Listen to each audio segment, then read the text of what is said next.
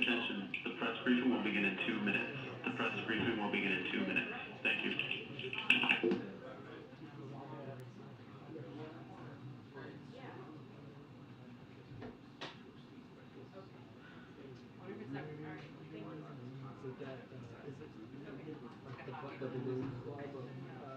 I need to follow up on that one, see if they, they told me that sometimes that would shut off signal, and then sometimes it came back on. So I need to call and see if maybe some. Someone might be there. You're just saying the seats are assigned. Oh yeah, they're like assigned. So exciting. If someone doesn't come.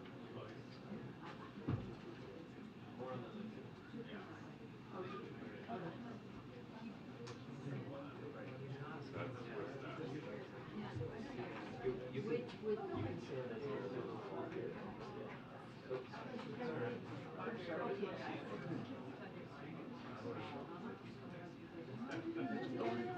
You know, we were here a week or two ago. Oh, yeah, right, for COVID. Yeah. So they're still on the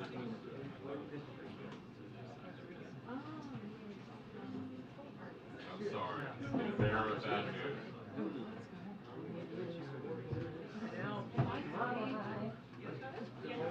I'm fine. How are you? Oh, yeah. Hanging in there? I'm sorry I didn't get to see you.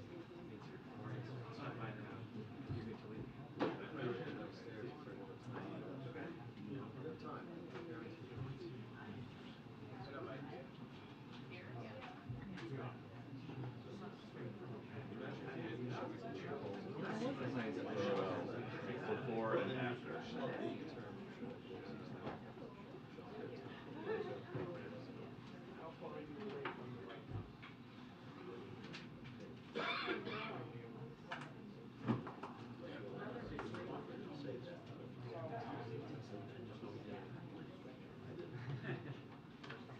exactly right.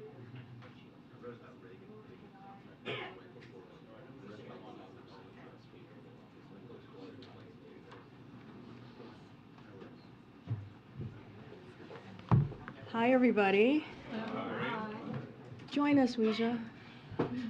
Join us, join us. Let me first congratulate the White House Correspondent Association for a very successful, wonderful weekend.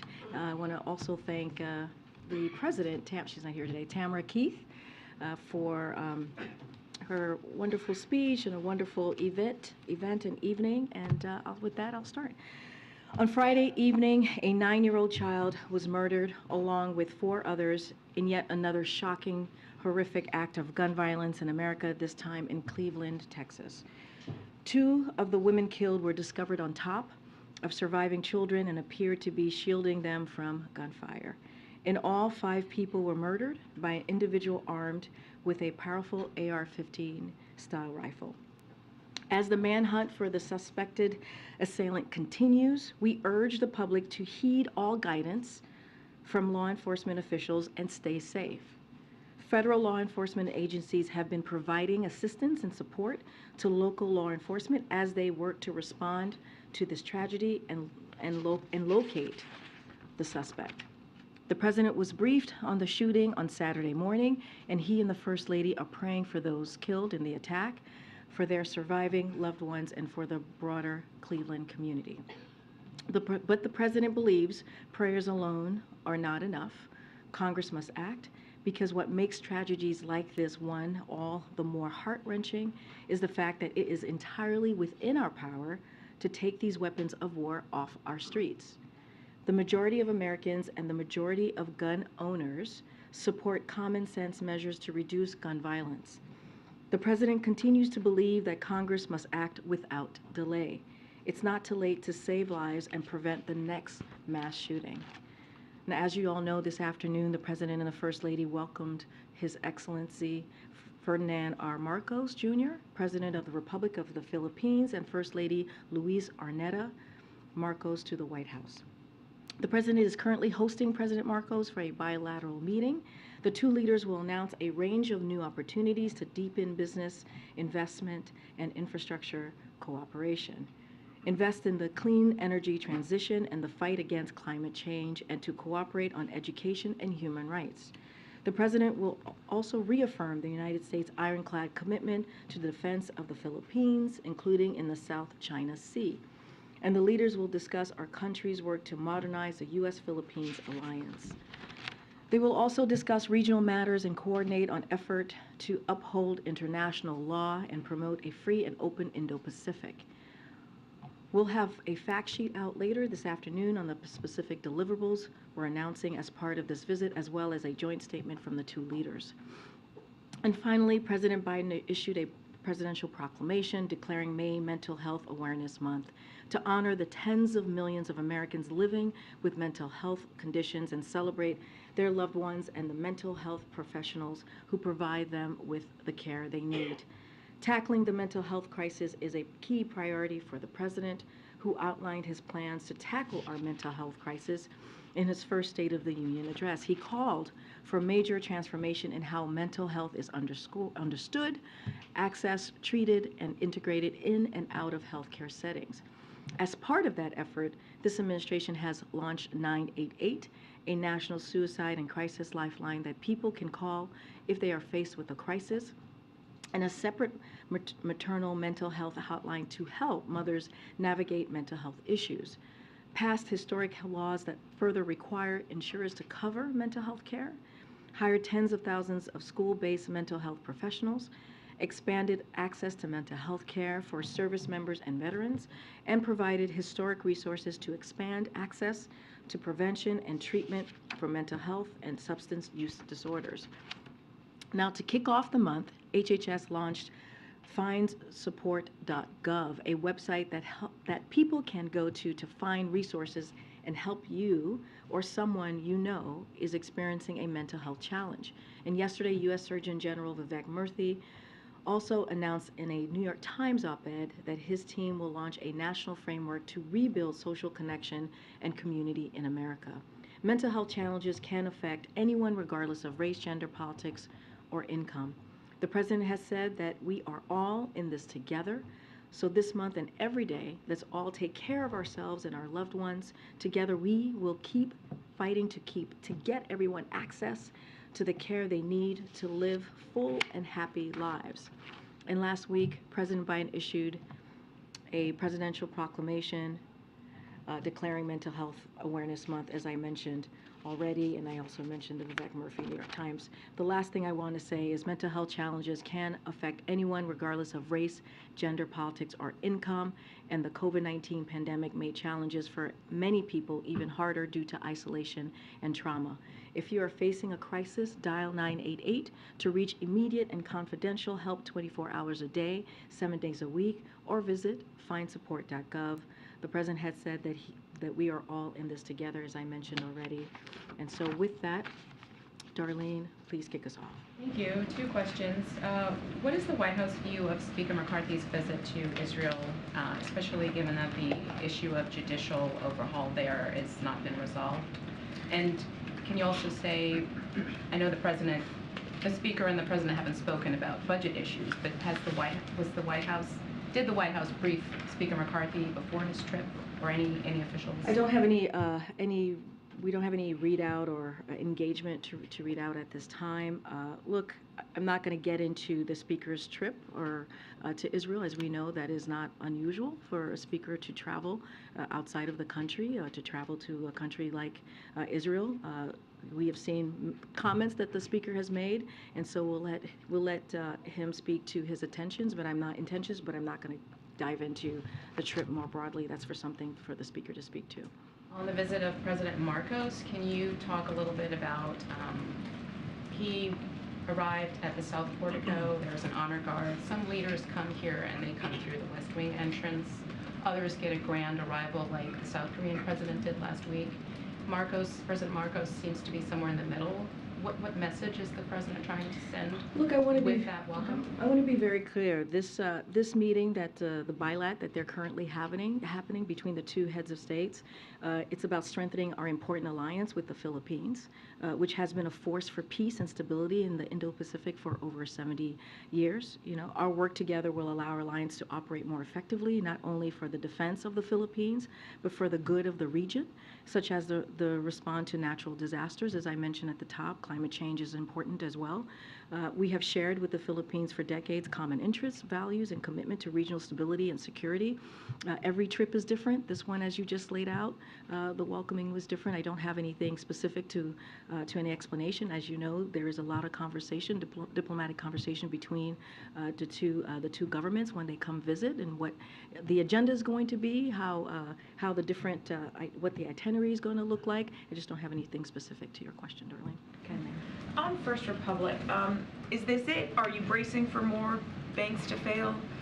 So let me lay out a couple of things, as we haven't really had an opportunity to speak to this on the record. So as you saw, today's actions ensure the continued resilience of the banking system, including at community and other banks, which are vital to the American economy, small businesses, and workers as well. All First Republic insured and uninsured deposits are being assumed by J.P. Morgan Chase. The American people and American businesses can continue to have confidence that their deposits will be there if they need them. At the same time, these actions are being taken in a manner that ensures that the First Republic, which was severely mismanaged, is being held accountable. While depositors are being protected, shareholders will entirely lose their investments. And in addition, no taxpayer dollars will be used to facilitate this action. Any losses associated with the resolution of First Republic will be borne by fees on banks and not by taxpayers. Going forward, the president has been clear that we must be or do more to ensure the continued resilience of the banking system. The president has called on Congress to take additional action to ensure that regulators have the tools they need to hold the executives of failed institutions accountable. And he has called on regulators to reverse a series of steps taken during the prior administration to relax regulation and supervision of large regional banks like Silicon Valley Bank, Signature Bank, and now First Republic. Look, we wanted to make sure, the president wanted to make sure that any losses will be borne by fees on banks and not taxpayers. That was the directive that the president gave, and that is the action that you have seen the FDIC take and regulators. The president today also said we have to be able to make sure that we're not back in this position again, saying I think we're well on our way to be able to make that assurance. Beyond, calling on Congress to take these steps, as you just mentioned, what steps are you taking to avoid this from happening again? I guess, why so confident? So look, we are very confident because we have put forth tools, five specific tools that I can speak to that the president wanted to make sure that were out there. Again, we have taken decisive and forceful actions these past several weeks to make sure that the banking system is in a stable position, and that's what you've seen this administration do. Look, first, the FDIC quickly took control of Silicon Valley Bank's and Signature Bank's assets and protected all depositors at both banks without putting taxpayer dollars at risk. Second, the Fed's new lending facility is helping banks meet the needs of all of their depositors. Third, we encourage the FDIC to exempt community banks from any special assessments it imposes to refill the Deposit Insurance Fund after recent failures. Fourth, the president called for regulators to reverse steps taken during the prior administration to weaken regulation and supervision of large regional banks, as I mentioned before, Silicon Valley, Signature Bank, and First Republic. And of course, the FDIC's resolution of First Republic today protected all depositors as well. So these are the tools that we have in our tool belts to prevent this from happening again. But as you have seen over the last couple of weeks, we have taken decisive and forceful actions. And of course, we're going to be continuing to monitor this. This is something that the FDIC is monitoring, but at the direction of the president. His economic team has made sure that, again, depositors and families and American families are not paying for mistakes from these banks. And just one more, right now, the FDIC's standard limit is $250,000. We're seeing growing support for raising that insurance cap. Is that something the president supports? So look, the president has, proposed a number of concrete steps to strengthen our banking system. He's called for regulators to reverse the steps taken, as I mentioned, and he's called for Congress to take action, additional action, so to ensure that regulators have the tools that they need on top of the tools that he's put forward. And the president's economic team is certainly reviewing. There's a FDIC report that I'm sure that you've seen on deposit insurance, and so the team's going to review that, and we'll hopefully have more to share. Thanks, Karine. On March 13th, after the SVB collapse, we heard almost verbatim the president say what he said today with regard to calling out Congress to give regulators the tools to hold executives accountable, with regard to regulators strengthening regulations, with regard to making sure this does not happen again. And here we are again. So can you clarify between March 13th and today, what has changed, if anything? Have any of those tools gotten sharper, and how has he reached out to Congress? So a couple of things. The First Republic, the Silicon Valley Bank, and the Signature each faced unique, very, very unique vulnerabilities. So just want to put that out there. And since our administration has taken decisive and, again, forceful actions, we have seen deposit flow stabilize at regional banks. So that is important because of those tools that I just laid out, and because we took actions very quickly. And we've seen stronger than expected earnings at many banks, including regional banks. So the actions, again, that we've taken has helped. These were unique situations, the three banks that you all have been following clearly and that I just mentioned. And again, we're going to continue to monitor this situation. This is something that FDIC, this is a process that they have taken, that they have monitored, and we just want to make sure that the depositors are not the ones who have to pay the bill, or taxpayers, right? And so we're going to continue to do the work that we've been doing these past several weeks. For mid and large size banks, has anything changed with regard to the power of the tools that exist? I just laid out, we think the tools are indeed working. The three banks have had unique vulnerabilities and just laid those out.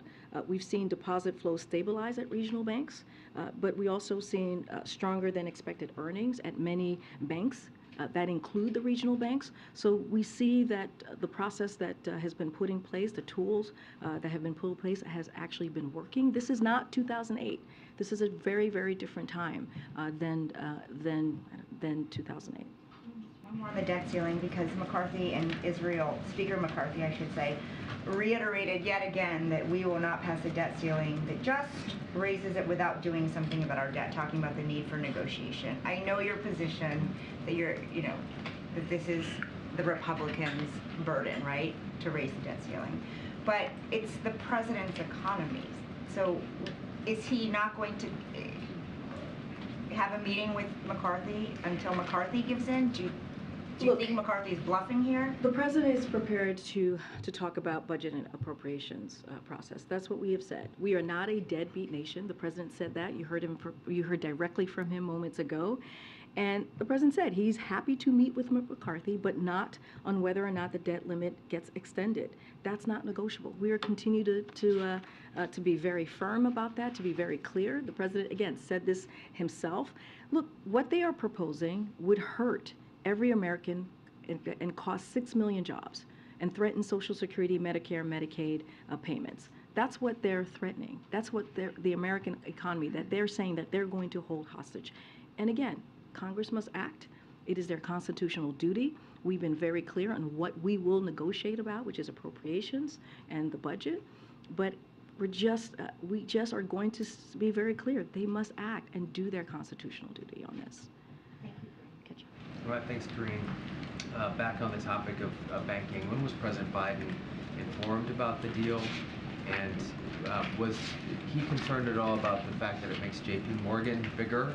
In general, he and his administration have been kind of opposed to broader corporate consolidation.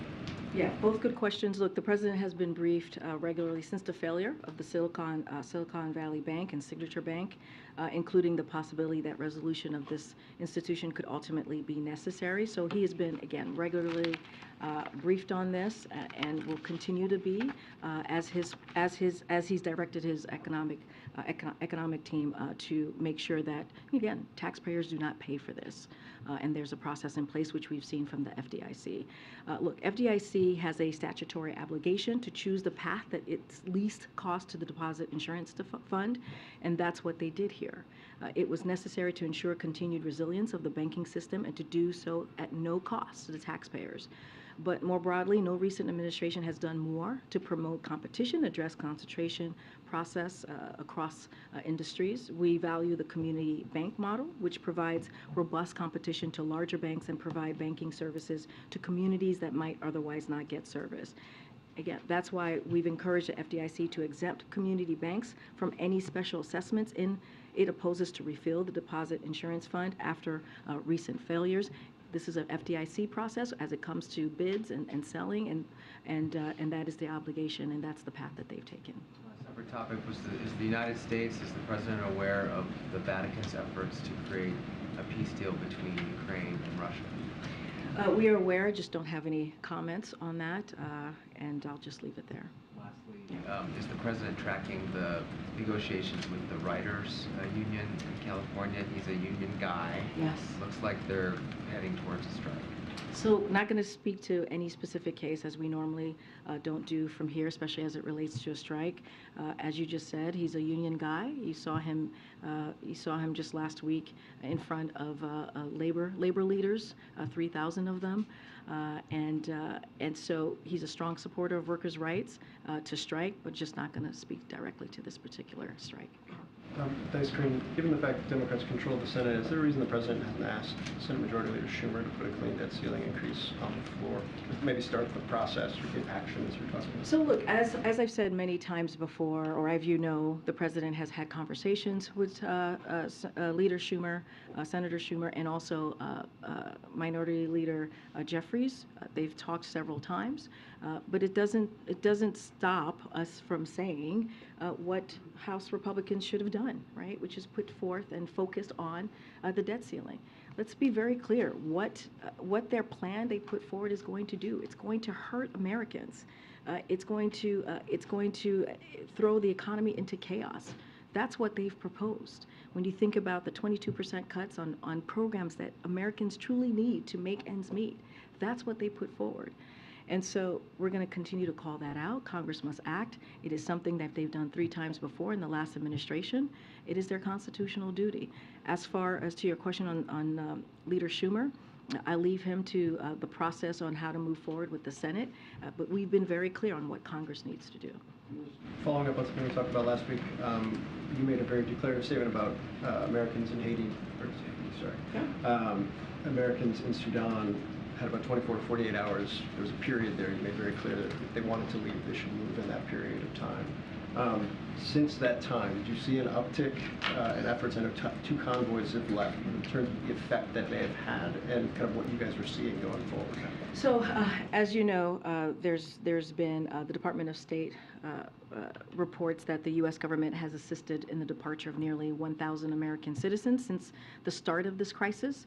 That includes the departure of hundreds of American citizens over the weekend by 3 U.S. government organized convoys to the port of Sudan, where we are supporting their onward travel, including via the USNS Brunswick. It also includes ongoing efforts to evacuate Americans via flights on partner aircraft and by sea. To support this, we have engaged in an unprecedented sharing of U.S. and partner intelligence aimed at facilitating safe passage.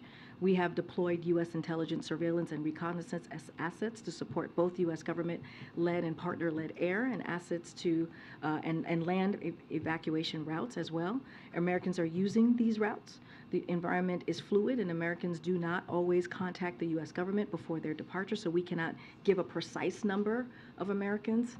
Our focus remains on helping as many citizens depart who wish to do so safely as possible in a way that reduces the risk to U.S. personnel. And I'll leave it there. Can I just follow up on the bank deal? Has the President spoken with Jamie Dimon over the course of this process? I don't have any calls to preview at this time. Just to follow up, this administration, we sat here where you talked about corporate consolidation as something that you want to push against. Our reporting is that JP Morgan was the only bidder that offered to take the entire bank over.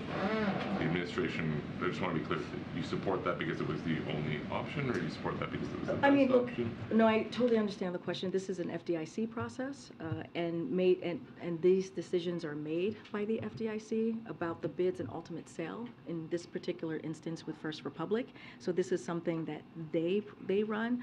The directive from this from the president is very clear. When he talks to his economic team, the direction he gave them is to prioritize protecting depositors, workers, and small businesses, while also ensuring that taxpayers are not on the hook and shareholders lose their investment. That's the directive that he's given to his economic team. But as far as the process, the bids, and the sales, that is something that the FDIC moves forward. Didn't push against this deal that makes the biggest American bank bigger. It is an FDI process, as I just mentioned. This is something that they are in charge of, and they are the ones who decide on the bids and the sales. What the president has done is given his economic team a directive on how to protect taxpayers and also depositors, and so that is what I can share with you. FDIC runs this process. Very quickly, can you give us an update on the Fed Vice Chair search? Very good question. I don't have anything to preview at this time for all of you. You will hear something in the very near future. I just don't have anything to share on that particular appointment. Go ahead, Steve. Thanks, Karine. Today, the Supreme Court agreed to hear a case that gets at the 4-decade-old doctrine that when a statute is ambiguous, the court should defer to executive branch agencies. It's known as Chevron deference. Does the White House have a response to the fact that the Supreme Court is going to take this case? I don't have a response at this time. No. The essence of it is that, essentially it gets at the question of whether executive branch agencies should have a power and whether the court should take that power away. No, I understand the question, just don't have anything to share at this time since this just happened. There's one other thing I want to ask you about, and that is in recent days, a lot of people who write articles and columns have been writing about the idea that there should be a third option for voters in the next election. This group No Labels is trying to get on the ballot in all 50 states. The president says, don't compare me to the almighty, compare me to the alternative. What does the White House have to say about the idea that many Americans seem to want not just one alternative, but yet another alternative? So, as you know, I have to be careful about talking about 2024. We follow the rule of law here. There's the Hatch Act. What I can say more broadly and speak to 2020, right, and share with you all, as you all know, that the president had a historic win. More people voted for this president and his agenda and how he saw moving the country forward than any other president. And look, the president is going to continue to be focused on the job that he has set forth on behalf of the American people, and call out the contrast that we see from Republicans in Congress. And how, again, we just talked about the debt ceiling, how they refuse to do their job and do their constitutional duty and hold the American economy hostage and not deliver on what they're supposed to be doing, and want to cut key programs like veterans programs, like healthcare programs. It's going to hurt American people. So that's what we're going to focus on. We're going to focus on how do we continue to build an economy that doesn't leave anybody behind, that actually helps the very people who have been left behind, and build an economy. You heard him say this today when he was talking about small businesses. And let's not forget what we've seen from small businesses under this administration, how there's been a historic amount of small businesses who have applied for application to start a small business. That's because of the work that this president has done. So he's going to continue to build an economy from the bottom up, middle out. Not going to speak to specifically to 2024, but this is a president who understands what it's like to make sure that we put the American people first, and that's what he's going to continue to do. Go ahead, Frank. Thanks, Karine. After the First Republic, Elizabeth Warren gave some comments about accountability and specifically named Chairman Powell. What does the White House think about those comments specifically about Chairman Powell being held accountable? Look, the president believes, directed his economic team to do what they can to make sure that, again, depositors are protected and taxpayers are protected. Not going to speak to the Fed. We're very, very careful in speaking about the Fed and their policies and how they move forward. When it comes to this particular process, as you know, the FDIC runs this process, the bids and sale process. So I'll leave that to them, but I'm not going to be commenting on specific actions that Jeremy Powell has taken, not from here. Can I also ask you about Susan Rice? What's the plan for replacing her? Is there someone in line? Do you have someone? We don't have a timeline to share with you at this time. Clearly, it's an important position that the president wants to make sure that we get the right person to move forward with the domestic policies and what's important to the American people. Go ahead, Lila. Thank you. Does the White House believes that there is need to expand the Quad? Say that one more time. Does the White House believes that there is need to expand the Quad, the 4 countries grouping, South Korea, several other countries are? Well, as you know, the Quad was established 2 years ago. The Quad is still a relatively young partnership. There are no plans for new members at this time. Quad members have agreed that for now they'll focus on cementing the Quad's many strengths. However, the Quad welcomes opportunities to work with a wide range of Indo-Pacific partners, such as through its Indo-Pacific Partners on Maritime Domain Awareness, which is delivering cutting-edge maritime domain awareness technology around the region. The May 24th Sydney Summit will showcase other opportunities for the Quad to partner around the region on climate, global health, infrastructure, and more. The Quad's top priority is ensuring it is well positioned to deliver for the Indo-Pacific currently, and so there's no conversation on extending or expanding at this time. One more question on legal immigration. How does President wants to address this challenge of legal immigration? A lot of people come here, and is this one of the issues which he considers as job not done, job not finished? I mean, how does he want to do it? So as you know, on his first day in this administration, the president put forth a comprehensive immigration legislation. And that's to show how seriously he took this, how important how he understood that the system had been broken. It needs to be modernized, be moved to the 21st century. And so this is something that the president has talked about. He has asked Congress to take action, Republicans in Congress to take action, and to work on this in a bipartisan way. He's going to continue to do that. In the meantime, he's put forth he has tools that he's used to make sure that we do this. We actually deal with the immigration system in a humane way, and in a way that is that actually deals with what we're seeing at the border. And that's why you've seen the parolee program be so successful. It has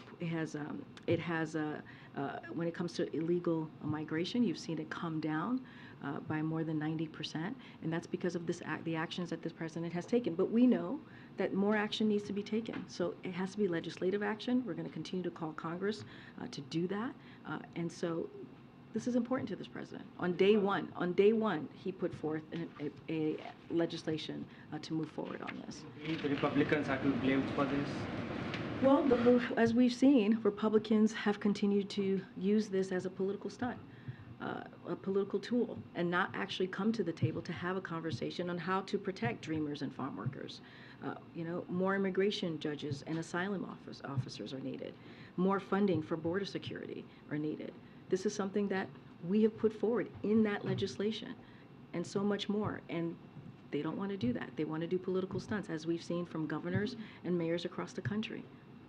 Thank you.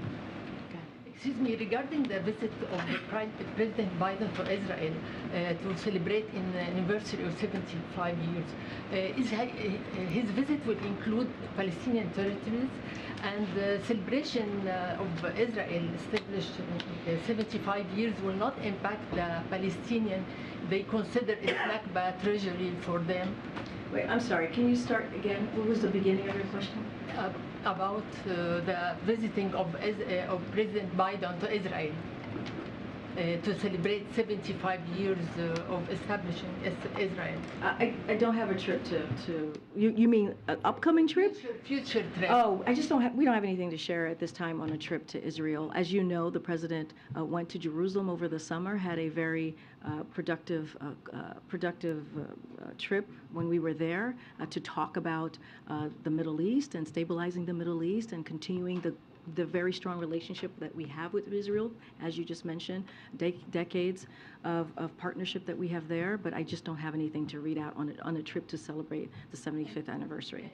Excuse me, regarding to mental health insurance, it will cover the people they don't carry citizenship. I mean, just green card for children or for people will cover the insurance. I don't have anything. As it relates to mental health, we will have a lot more to share during the month of May for mental health. I just don't have anything specific to your question. Karine. Karine, on Africa, 2 questions on Africa. There was a ceasefire last week in Sudan, but there's still war and havoc. And the UN says that with these strikes on Khartoum, they are at a breaking point. Could you talk about still working to establish or keep that ceasefire as the fighting is going, the humanitarian efforts, and the evacuation progress or hurdles that you're having getting Americans out? So look, we're going to continue to have those conversations. The national security, his senior national security team has been in direct contact with the SAF and the RSF leadership. The generals to urge them to end hostilities immediately without conditions. And we're consulting very closely with regional and other partners. That is something that has been ongoing for some time now. We urge the SAF and the RSF to fully uphold and extend the ceasefire, and those are the conversations that we're having. I just laid out earlier with Phil what we're doing as the evacuation is moving forward of Americans who do indeed want to leave. I just don't have anything more to add to that, but there are high-level conversations that continue to happen with our national security team. Americans that want to leave, we understand that there are about 1,000 right now out of 16,000. What is the deadline for Americans to say, I want to leave?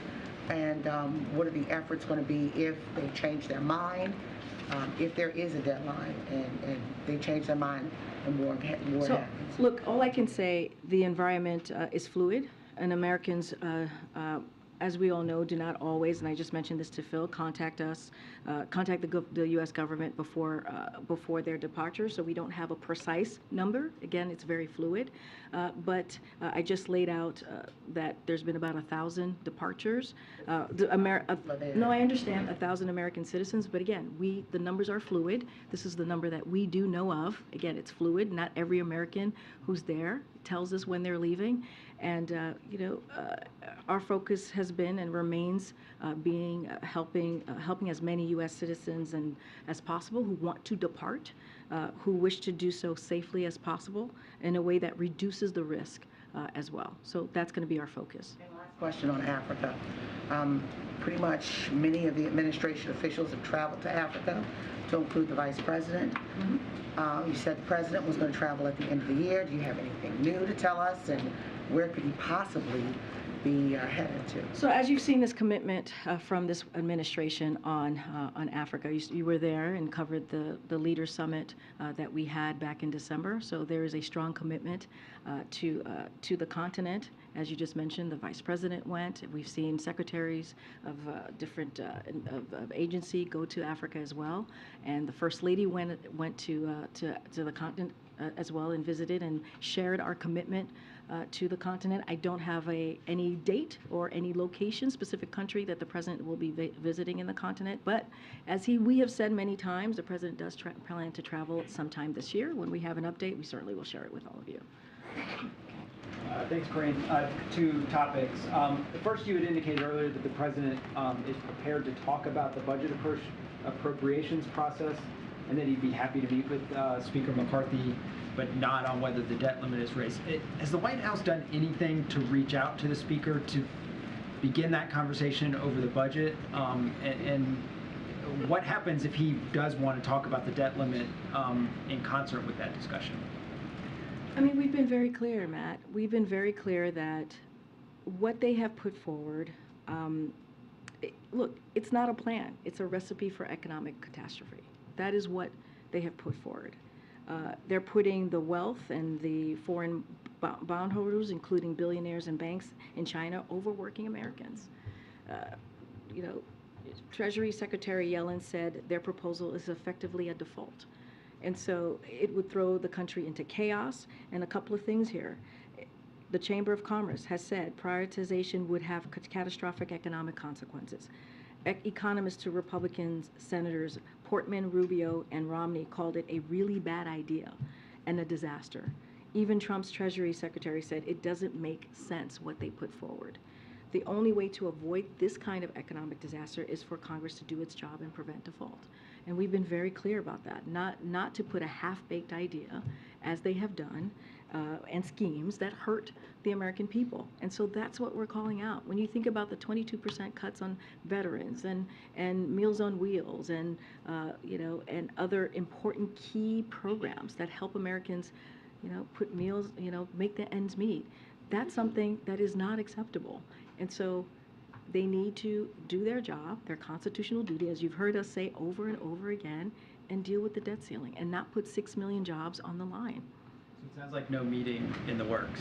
Well, what I could say is Congress must act, and could say that over and over again. The president spoke to it moments ago. The other thing I wanted to ask you about was NBC News this afternoon has a report of another mysterious balloon that the U.S. military has been tracking around Hawaii. Is the White House aware of this, tracking it as well? Is there any response from this podium? So I heard of the reports as I was literally coming out to the podium. So what I would say is I would refer you to the Department of Defense on this particular question. Go ahead. Okay. Well, I was trying to get your attention on that topic, but let me do another one. Thank you, Matt. The future president of the White House. We love balloons here. So if there's another one, we're very interested in that.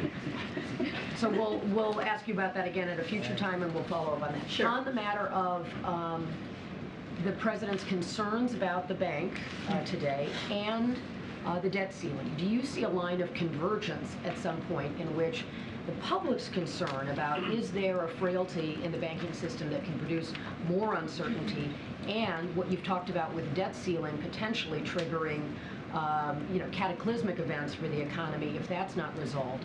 Is there a point of intersection where these two issues collide that concerns the president, and might that kind of an environment adjust his tactical strategy and how he's dealing with the speaker? I mean, look, the president is concerned. He's concerned that Republicans are not doing their job and not living up to their constitutional duty. We have been saying that over and over again. We've laid out what that could be. What it could do to the economy, what it could do to the American people. 6 million jobs.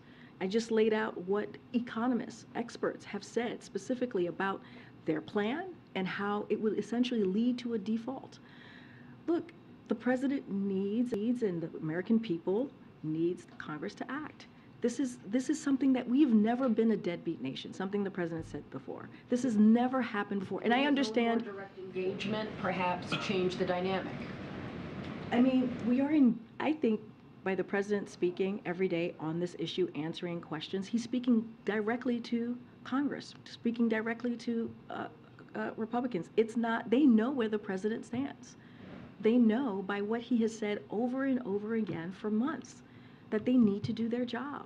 I mean, it is very, very clear. And with what we're seeing with the banks, of course, they should actually want to be even more eager to do their job. We are calling on Congress to do the right thing, to do not even the right thing, what they're supposed to do constitutionally, their duty. And so, the last Republican president, which was the last one before this administration, did it 3 times. The Republicans joined Democrats, or Democrats joined Republicans, however you want to say it, to lift the debt ceiling 3 times. And so why now? Why? The question should be to them. Why do they not want to do their constitutional duty? Yeah. All right, one last question. I'm going to just take one in the back. Go ahead, Phil. Thank you.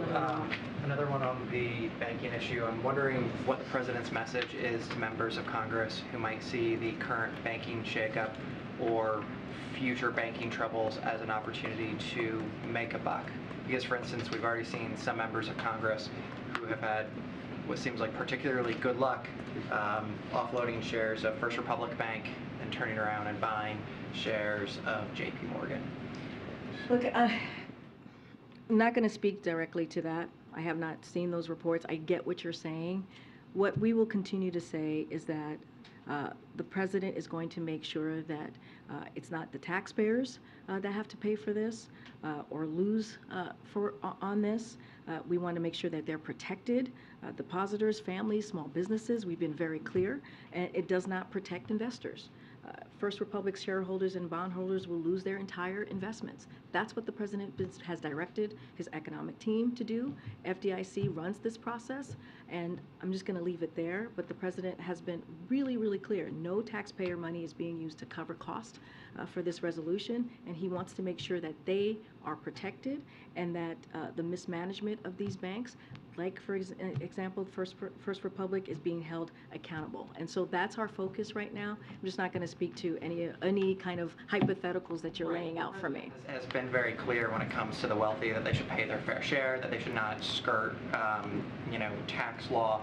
Is there a need for the president to go to wealthy lawmakers and say, if you have access to new information that maybe the public doesn't, perhaps you should take a step back? Well, what I've been very clear about is what the president wants to make sure, that we protect taxpayers and that investors have to make sure that, that they are held accountable. And that's what the president's going to continue to say. Of course, the president has always said, even with his environment in economic policy, that we need to make sure that we look out for the little guy. This is why we don't believe in trickle-down economy. This is why we believe in building an economy from the bottom up, middle out. That is what you see in every economic policy that the president has put forth, legislation that he's put forth that has been historic and has led to that type of economy where we do not leave anyone behind. And that is our focus. Thank you. Karine, do you want to say anything about it being Eve today?